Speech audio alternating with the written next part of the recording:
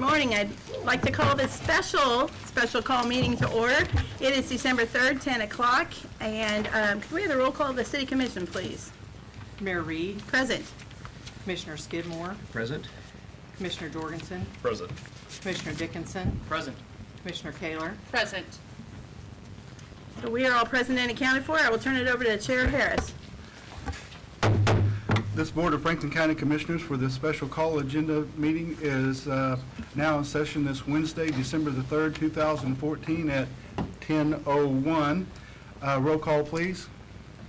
Chair Harris. Present. Vice Chair Waymeyer. Present. Commissioner Sotomayor. Present. Commissioner Dunn. Present. Commissioner Howard. Present.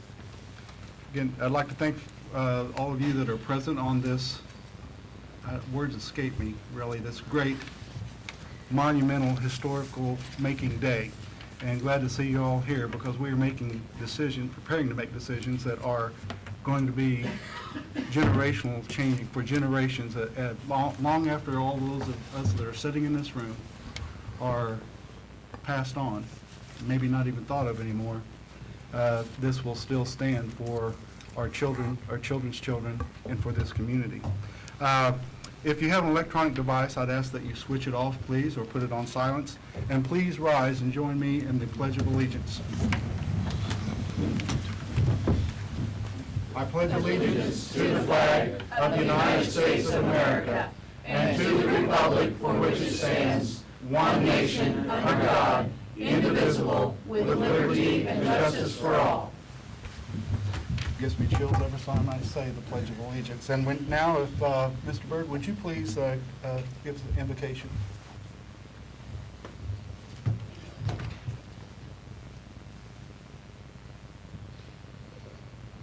First Kings 6:12. Concerning this temple which you are building, if you walk in my statutes, execute my judgments, keep my commandments, and walk in them, then I will perform my word with you. Let's pray. Lord God in heaven, may we keep your statutes and execute your judgments. Lord, be in our midst today. We invite you in spirit to be here as we celebrate, but Lord, help us remember where our gifts come from. May you be glorified in all that we do. In Christ's name we pray. Amen. Amen. Thank you, sir. I'll turn it back over to you, Mayor. We don't often have joint meetings, and so the logistics may not be as smooth as normal, so bear with us, but we're going to begin with new business under item number 4 on the City Commission agenda. Presentation by Franklin County Development Council regarding new industrial park to City and County Commission. And I think to give a preamble to this, our city staff, city manager, and possibly city attorney are going to outline the process and our anticipated agreements. Well, commissioners and citizens who are tuning into this, you have some important agreements you're going to be approving later on in the agenda, and I'm a process person. I think it's important that we understand the process and that our citizens understand the process of how we got here. So what I would appreciate is representatives from Franklin County Development Council taking the podium and giving us a short outline of how that process has worked to get us from where we started to here today.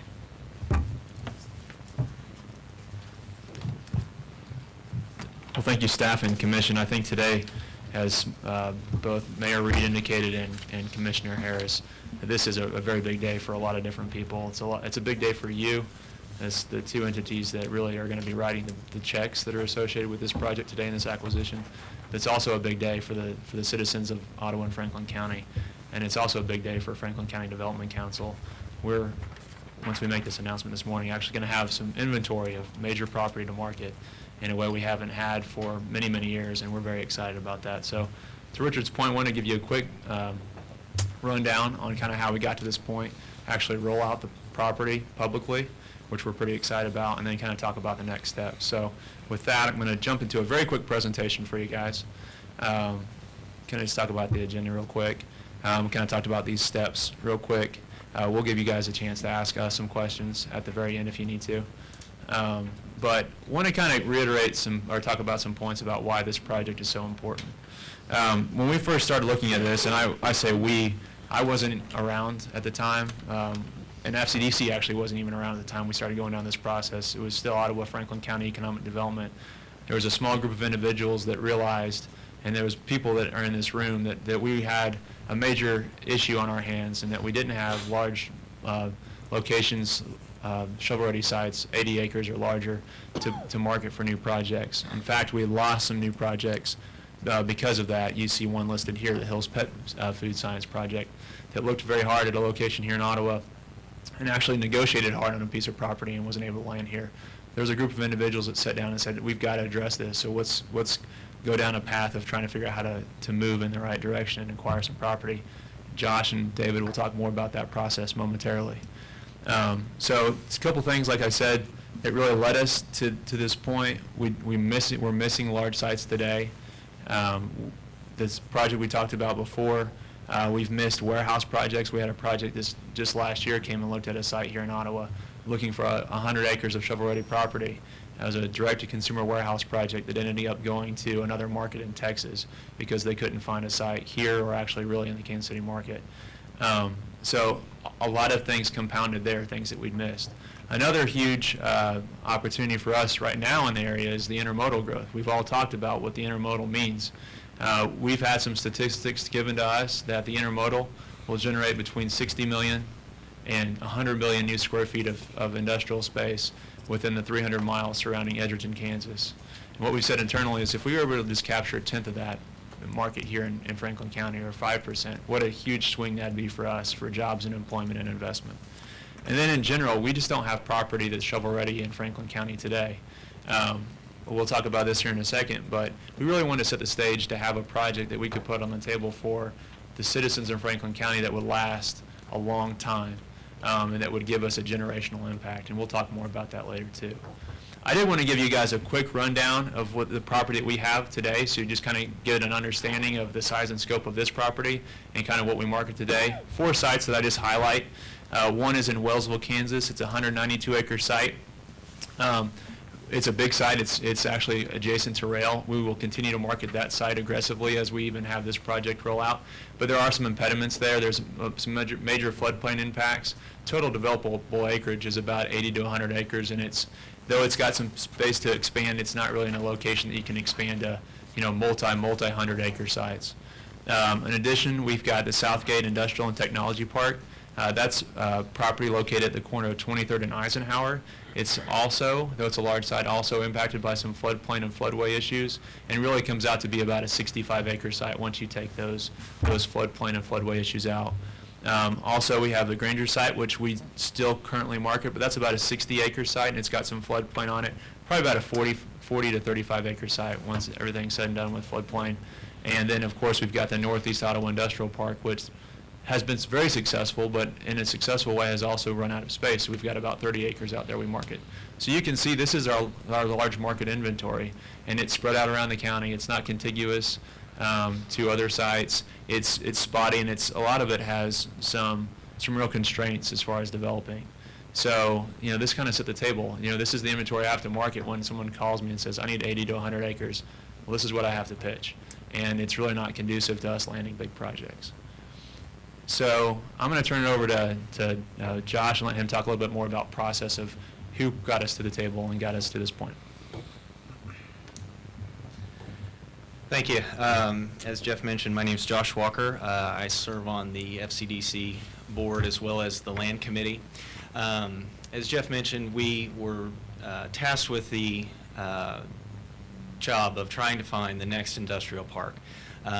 And this up here is a group of the folks that we brought together. We tried to bring a good cross-section of people and backgrounds that could provide a variety of insight in the analysis that we went through to find out where the next industrial park was going to be. There's a lot of local talent here that we used, and we also looked outside of our area, Kansas City Area Development Council, other KC area communities that have undertaken a project like this, as well as developers, so that we understood what's the things that potential prospects are looking for in an industrial park, so that we could craft our selection around that. Well, I'm going to condense about 4 years into 2 or 3 minutes here. But the process by which we picked the land that we're going to unveil to you today is pretty well summarized here. We started out with a list of approximately 100 sites across the county. It was clear, though, that through that process, we weren't looking for a 20 or a 30-acre piece of land. Ideally, we were looking for at least a half a section or maybe even a full section of land, something that would set the table not only for large-scale projects, but also long-term development for industrial in our community. But at that first stage, we didn't want to take anything off the table. We developed a matrix that I'll talk about here in just a minute on the next slide, of the criteria that we felt that was important, the feedback that we got both internally from the members of the land committee as well as the folks that I mentioned before that were outside the community. One of the biggest things that affected that is access to existing utilities, and that weighed heavily in the decision-making process. And in doing so, we were able to narrow that down to 2 potential sites. Once we got down to that point, we went back to our matrix, we expanded on that, and crafted that to be more detailed to those 2 specific sites so that we could better analyze the positives and negatives of each site. And based on that scoring, we have the final site that we'll be presenting to you today. Once that was identified, we hired legal counsel to help us pursue and secure that property. And did we skip a slide? I think we may have. Since I did say I was going to mention it, on the matrix, there was several things that we felt like was important, and the feedback that we got that was necessary for us to be able to make that decision. The biggest thing, as I mentioned, was utilities. All of the items that we felt or that were included in the matrix were weighted anywhere from 3% to 10% over the overall decision. That provided a final score. It included both cost-related items such as cost to extend utilities or other infrastructure items like stormwater, roads, things like that, as well as non-cost related items, the perceived ability to acquire land or rail access, proximity to highway, those types of things. It was a list of about 15 criteria, went through, and as a group, as a land committee, we all independently scored each piece of land against that matrix, and that's how we developed the score and which direction we pursued. So with that, I'm going to turn it over to David Lee, and he's going to talk about what everybody's really interested in, the actual piece of property.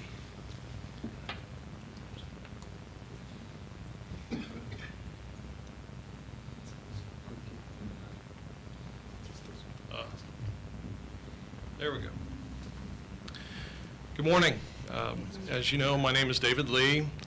I'm with Professional Engineering Consultants, married to Wendy Lee, for those of you that might not know that. And as of 8:30 yesterday morning, I am the immediate past president of the Franklin County Development Council. Just glad to turn that over to Mr. Henningsen, who will join us at noon today. So, what a great day this is. We have worked tirelessly on behalf of the Franklin County community and followed the really the legacy that was set out back in the 40s whenever the first industrial park was developed. So we've got this great space of time that we have been developing. We are out of room, and we have this opportunity before us today to rectify that situation. And so why don't we move to the unveiling? Drum roll, please. Yeah. Bugles sounding, the heavens opening up.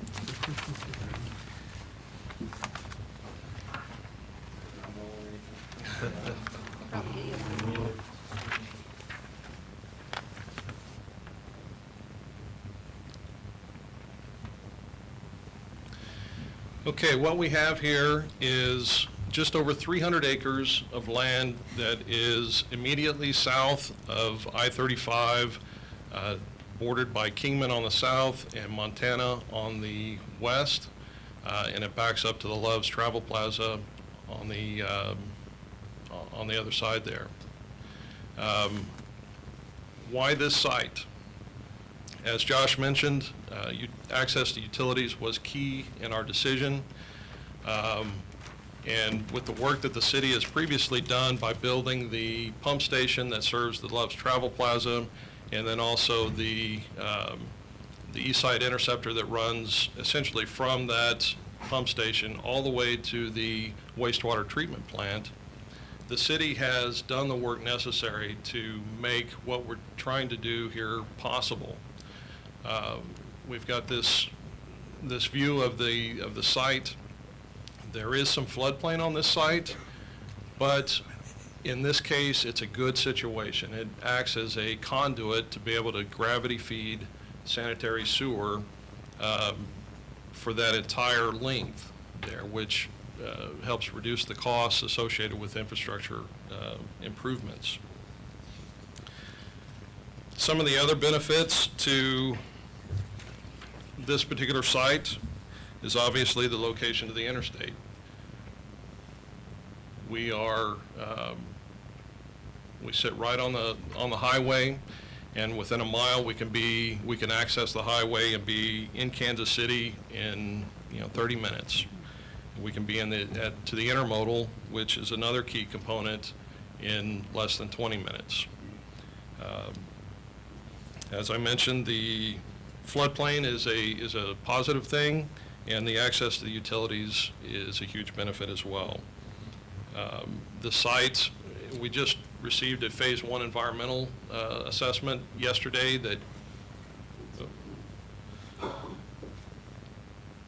there we go, try to catch up here.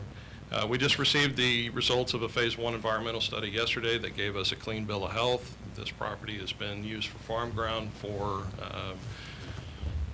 forever, and we'll be able to easily turn that into an industrial park. Also, visibility from the highway is a key component for many businesses, and we have great visibility from the highway. We started looking at 100+ sites, and obviously there aren't many of them that are 300+ acres. So we really had to really analyze things and work to find the size of the property that we needed to be able to do this, and we were able to find the 300 acres with willing landowners to work with. That was another key component. The cost to develop the property for this site was a little less than our other option, which was another benefit to locating here. And also the I-35 corridor is, it is an identified development corridor. We are in the Kansas City metro area. The Kansas City Area Development Council, who provides us a lot of leads and opportunities, recognizes this site as very desirable. So what are the next steps? We've come all this way. We have, hopefully here this morning, we will acquire the property, but that we're not done yet. That gets us to essentially another starting line. Jeff mentioned shovel-ready sites. This is not a shovel-ready site. There is much work to do, and it's going to take time to do that. But we are looking at a generational type situation here. We're hoping that this property serves our community for several generations to come. But coming up, we're going to be looking at extending utilities, developing the transportation corridor around the area, and then also all the zoning and those types of issues that come along with any development.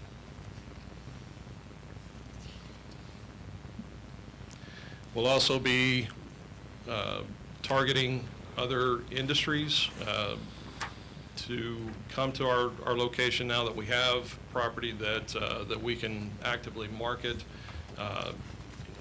We're now in the game, whereas in the past we would get a lot of RFPs from the various entities, but oftentimes we weren't able to meet all the criteria that were set before us. Now we will be able to do that. So last but not least, we need to win some projects and create jobs, because that's really what it's about. It's about providing local jobs for our community, so that we're not having to travel outside of town to have good, high-paying jobs within this region. And with that, we will turn it over to questions. Are there any? For any of us on the land committee, is there anything that you'd like to ask about or inquire? David? Yes, sir. Part of the selection of this was availability of land, and can you talk to the future availability? Hopefully, we fill this project up very quickly, but how about the next step? Through this process, we're going to secure the 300 acres. We will buy that outright. But we have secured first right of refusal for an additional 400 acres. So we feel like we have at least taken the necessary steps to be in the conversation when this does develop out. Good. And the way that the infrastructure is working, we'll be able to expand that with relative ease to pick up some of the adjoining pieces. So basically, what you're saying is that we don't anticipate being in a similar situation to our present industrial park, where we're landlocked and the neighboring property owners are unwilling to sell That is correct. for expansion. Yes, sir. Good. Not so much a question, it's just a statement. First of all, thank you. FCDC being the oil, if you will, for the two cogs, the city and the county, really, and the due diligence and the work that has gone into that. This has been something that I've only been here for 2 decades now, which it seems like it's gone like that, almost 20 years. And I know from almost the first couple weeks that boots on the ground here with my previous employer, and then this has been talked about in our community. And to see this come to fruition, to realization, it's almost like a dream, actually, to still sitting here speaking about it in this position. And much thanks goes to what I would to deem as the dynamic duo, Mr. Seymour and Mr. Finch, for their due diligence in this. But it's already been said 3 or 4 times now, is that what we are forging a path for and what we're preparing to do is a game changer. It shifts the dynamic of what not can be, but what will be for our community. And we thank you for all those efforts, and certainly the teamwork that and the cooperation between the two governing bodies to make this day a reality. You know, it's been a lot of fun to work on this project, but it's also wouldn't be possible without the support of you folks. You know, along every step of the way, you guys have been very supportive and encouraging. So we're very grateful that we've had that there. It's given us the energy to keep going whenever we were facing some pretty difficult decisions and hurdles that, you know, would have been easy to maybe give up. But with the support of you folks, we're able to keep going. It just, quite frankly, it's an example that just shows you what can be. That's right. When there is cooperation and teamwork within government at all Yes. levels. And we'll need that more than ever as we take the next steps. Yes, sir. Could you address the north side industrial park that is currently there and the land surrounding it and the speculation on where the new industrial park would be? We often get that question, and why not expand that, or will it be there? So I know that will be a question that we continually get. If you'll just address that, that would really help. You know, the current industrial park has a little bit of land left. There's a big drainage area that runs through there that swallows up a little bit of that. It is perfect for the hasty enterprise size businesses. So we continue to look to that area.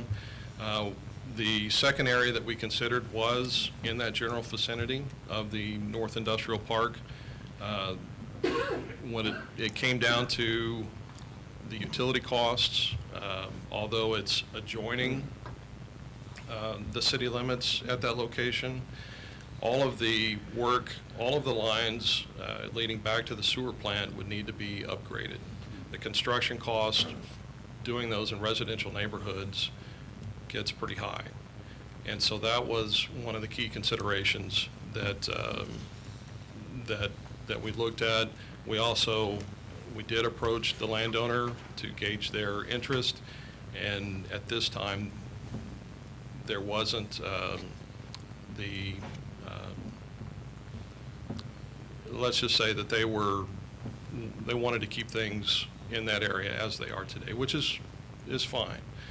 Down south, we had landowners that saw and realized their vision and wanted to be partners with us to make that happen. And Mr. Lee, along those lines, as our city has grown and times changed, the improvements we've made down on that south end have had much larger capacity. We've Oh, built yes. in that capacity, Yes. knowing there would be growth. And so Correct.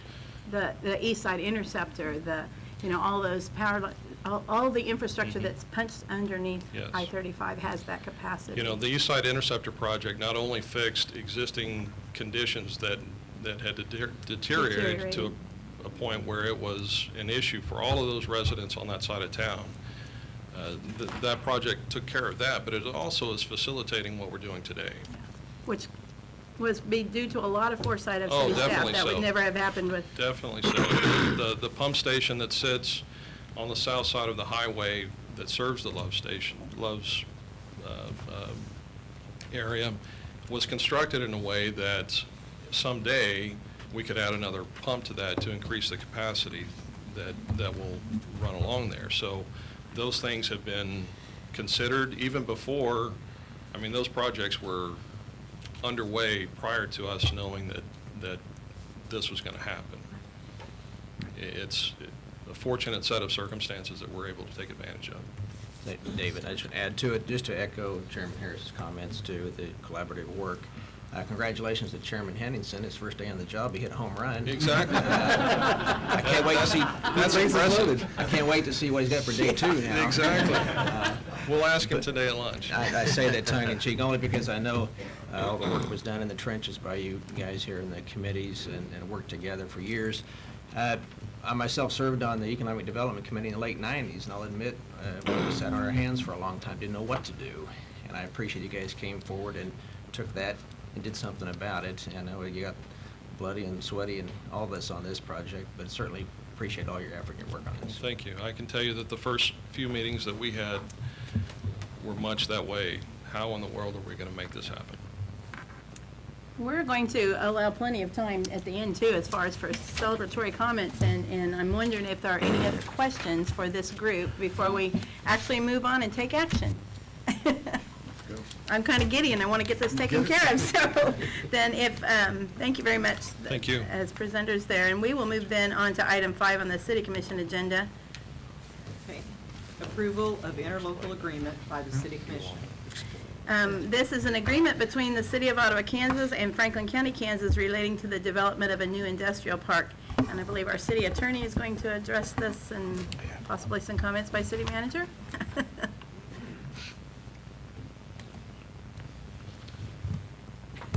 Got to lower this. Good morning. It is a pleasure to appear before both commissions. And on this type of a day that demonstrates that true authority and power comes through sharing responsibilities and sharing benefits and sharing risks. And that is exactly what this interlocal cooperation agreement does. Before you, you have the document itself, and it is an expression of the need and desire and the benefits of joining and sharing together in the benefits and risk of this proposal.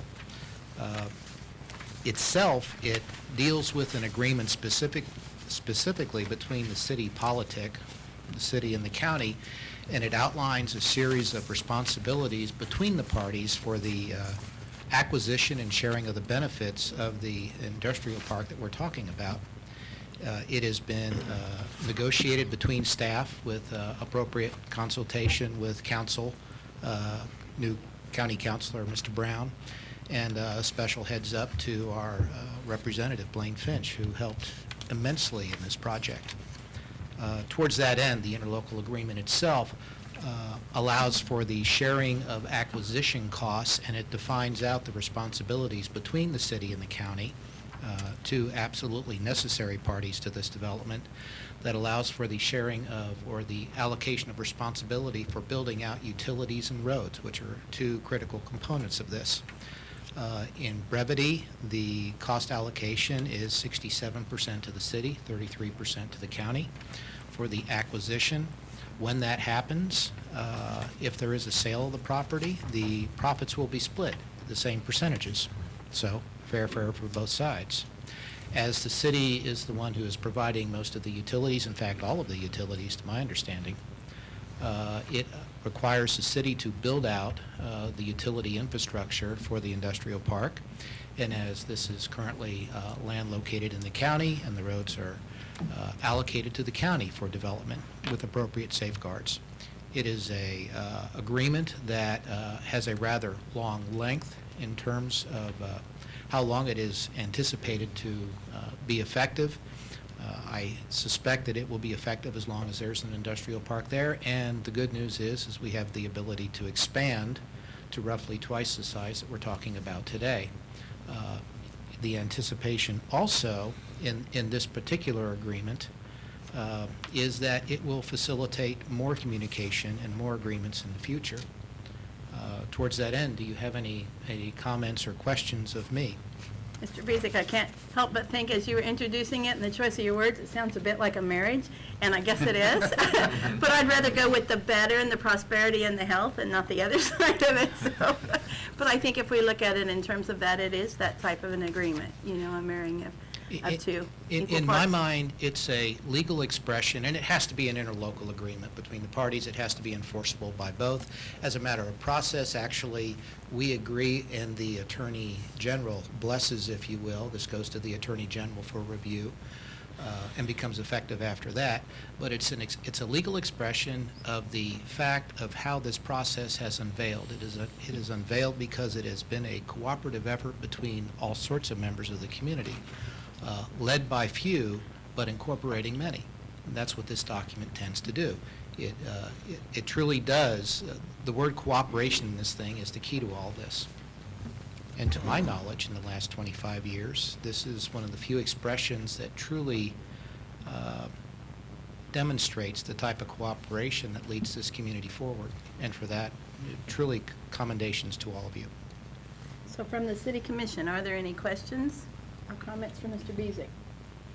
And I would entertain a motion to approve this agreement.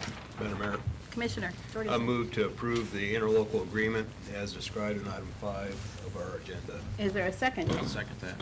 It has been moved and seconded to approve the interlocal agreement between the City of Ottawa, Kansas and Franklin County, Kansas related to the development of the new industrial park. Is there any discussion? Hearing none, could I have the roll call vote, please? How do you vote? Commissioner Skidmore? Yes. Commissioner Jorgensen? Yes. Commissioner Dickinson? Yes. Commissioner Kaler? Yes. Mayor Reed? I vote yes, motion carries, and agreement is approved by City Commission. Thanks to Chair the Harris. Commission. Thank you, Bob. That takes us to the next item. On the city agenda, it's item number 6. On our county agenda, item number 3, but they're one and the same.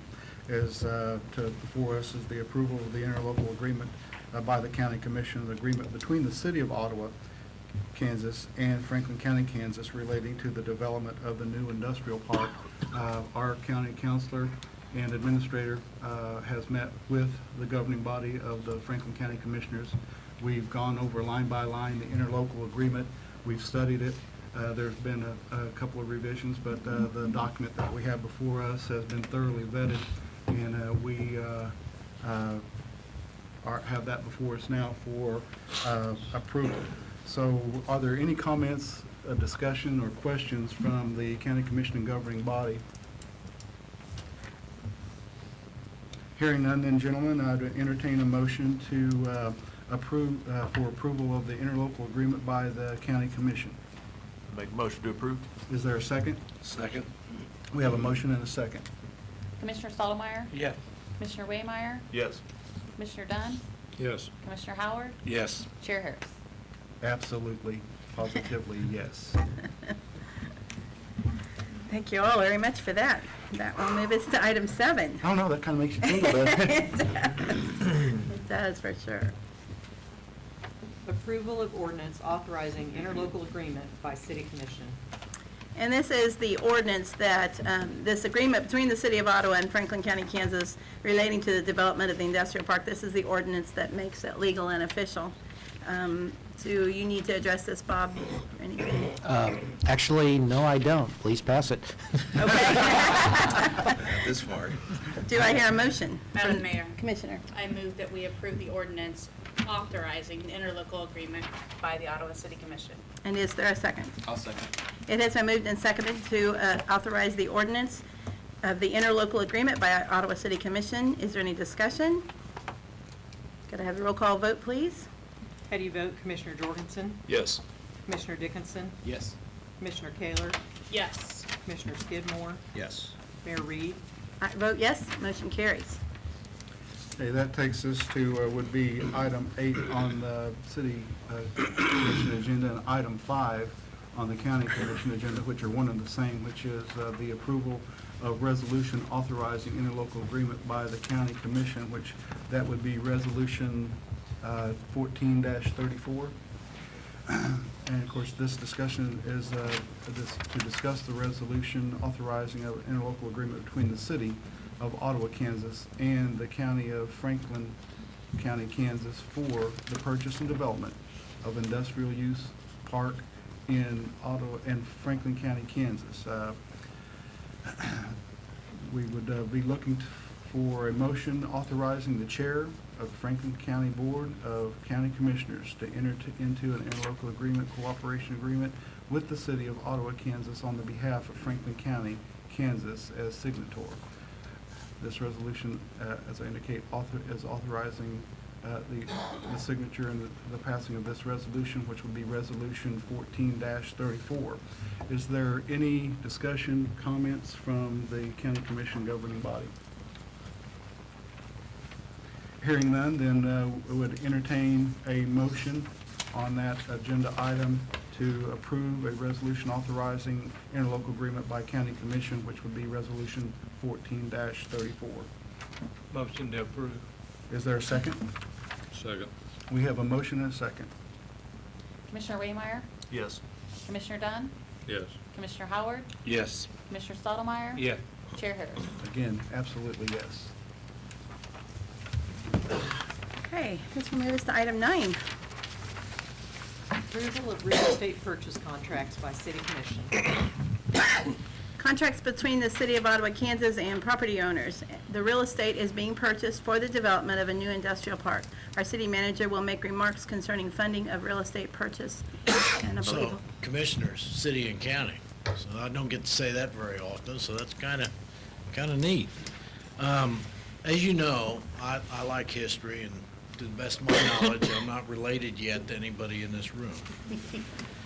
But I am struck, I think it's important to recognize that how important the elected leadership has been to this country ever since we got our freedom from Great Britain, to this state, to local community government, where decisions are made, where we know how to get things done, and we set the future for our communities. And I think it's important to understand that your elected leadership is important in this. At any time along this process, you could have legitimately said to your staff, we just can't do this. We just can't do this, and we've heard that. When I heard my good friend Blake Jorgensen say in a meeting several years ago when that was said, Blake said, you know, when downtime happens on the farm, you don't quit doing something. You go back and you work on your machinery and you get ready for the next season, and you make sure your house is in order so when that season comes back, you are ready to go plant. And that's what you allowed us to do, was to get ready for the next season to go plant. I'm also struck that the next time you're in the county commission room, go look on the wall at the pictures of the commissioners on the wall. Look at our wall. As you look at that, every one of those people got us to this point. Every one of those elected officials made decisions that you are benefiting from. And our good friend Blaine Finch, Blaine, you come here, please. Our good friend Blaine Finch is on that wall over there as what, the youngest mayor in the state of Kansas? Time, yeah. Right? I had younger sons. And I think what's ironic about this is pretty full circle for Blaine. And what I know about Blaine is that every decision he's made for this community, every decision he makes in the legislature for the state of Kansas, for Kansas citizens, is because of his love for his community and our state. And I can tell you, it was important for Blaine to be here. It helped us get to where we're going to go, and I'm going to ask him to speak in a little bit about how those relationships helped us and how other people saw the vision that allowed us to get to here today. So I think we owe a special thanks to our good friend Blaine Finch for helping us get here.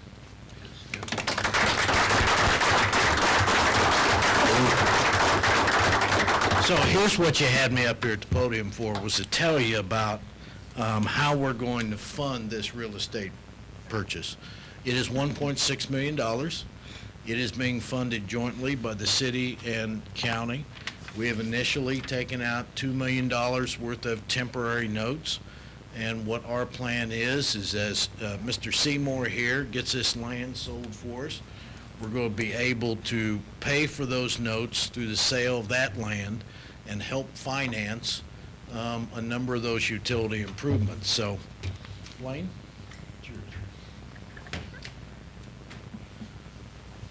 Mayor Reed, Chairman Harris, honorable members of both commissions, it is a great day to see all of you on one dais working together for the betterment of the citizens of Franklin County and the city of Ottawa. I've looked forward to this day for many years. This has been an amazing effort by a lot of people to put this project together, and with your vision and your courage to make this a reality. This is the last step in the process of phase one, if you will, to actually acquire the land. I will tell you that there are several people who deserve recognition but don't want it on this project, and they are the landowners without which this project would not be going forward. It is critical in any partnership that you have partners willing to come to the table. And I can tell you that the landowners that we worked with on this process were truly partners in every sense of the word. I've been in their living rooms. I've sat around their kitchen tables at 9 o'clock at night. I've gone and dined with them and had conversations with them. They have always been welcoming and gracious. They've been tough negotiators in their own best interests, as they should be. And I think at the end of the day, if you could speak to them, they would all tell you unequivocally they feel like they got a fair deal and also feel like they are part of the process of moving our community forward. I had one landowner who said that they were frustrated that it seemed there were as many folks in the cemeteries in Ottawa as there were above ground, and that they wanted this community to grow 20 years ago, and they're so happy to see it happening today. And I think they truly exemplify what it means to be a community and civic-minded resident here in Franklin County, and they understand that it's not a battle between progress and tradition, that both can coexist. We can have agriculture and development, and that we get farther when we work together. So I want to thank those folks who don't want the recognition, the landowners who are entering into these contracts with you today and giving up a piece of their history in many ways, a lot of tradition for some of them coming to the table later. But land is one of those things. It's been my experience as an attorney. It means so much to people. It becomes a part of their family. It's interwoven in their history. And to give it up, to sell it, is sometimes akin to losing a body part or losing a family member. And so they are, in ways, making sacrifices to be part of this process, and I don't think we should gloss over that or take that lightly. to a person. They spoke of their story when we sat down and talked. They talked about their story. How did they come to acquire that land? How long had it been in their family? What did it mean to them? And what did it mean to them to be part of transferring it to something different and hopefully something better? So even though they're not here and even though they wish to remain somewhat silent partners in this, I want to thank them, and I want to thank all of you. Truly would not be having this conversation today without your leadership and your foresight, and without the bold move on the part of these 4 landowners. You have the 4 contracts. I've delivered them to your city attorney. I thank him for his work in all of this, and thank County Councilor Derek Brown. Lawyers are often in the back, as they should be, I think. Most people would agree. Lawyers shouldn't be at the front of the line. So we were at the back, but there was a lot of work that went into these contracts, a lot of work that went into negotiating, and there were some attorneys here locally that worked on behalf of the landowners that did a fine job. Tom Soxey, John Richardson, who did good work on behalf of their clients and who really lived up to the highest order of our calling and didn't try to get in and change an agreement or get in the way of an agreement, but tried to give full voice to the terms that the parties wanted, and I appreciate very much their professionalism in working with them as well. So you have the contracts before you. I'll stand for any questions that you may have concerning them, and I thank you again for the opportunity to be here with you today. Are there any questions from Mr. Finch? So what this action would give approval for the mayor to be able to sign those real estate contracts for sale, and I would entertain a motion.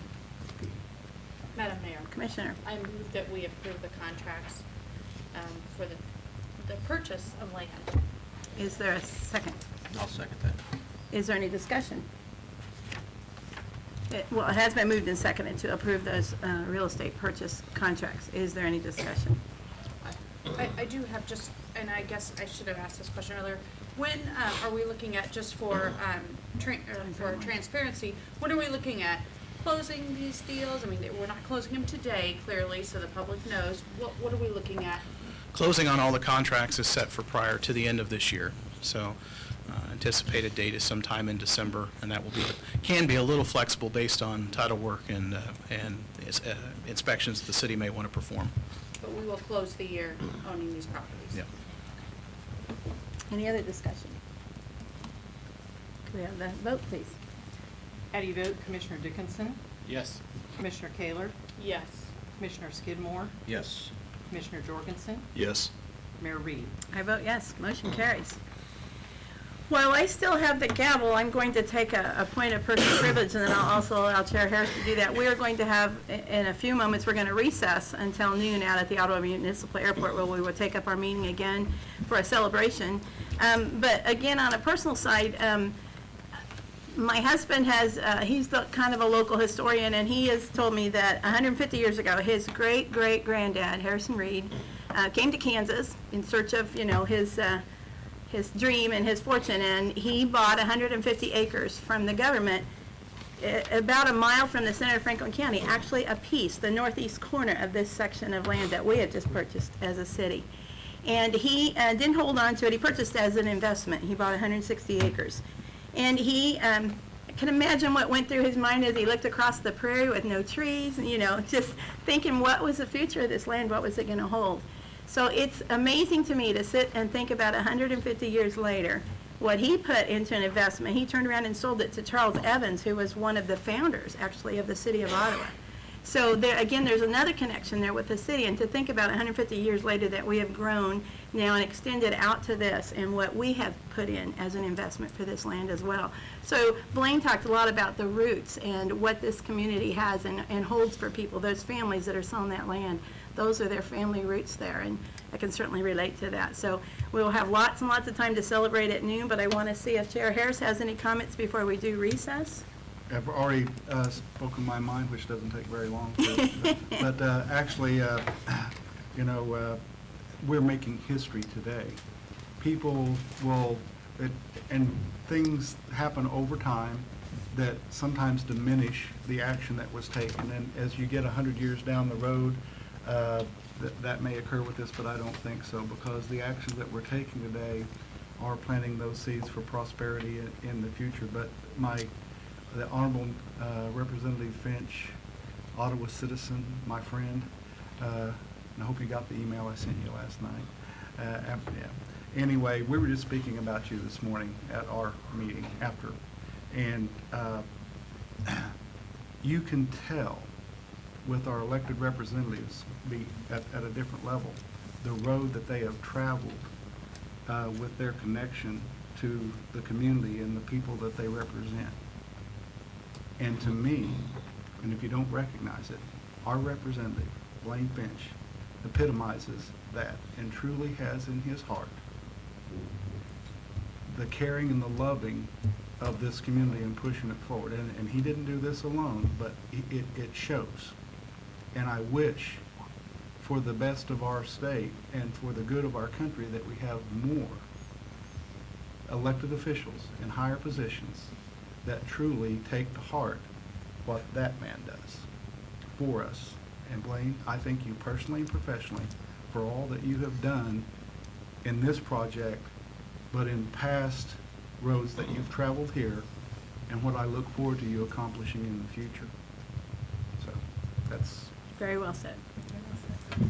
So I think actually we should give a round of applause to everyone that participated in this, both commissions, all the staff, all the FCDC and the committees and staff. And then at that point, well, let's go ahead and celebrate a little bit with some applause.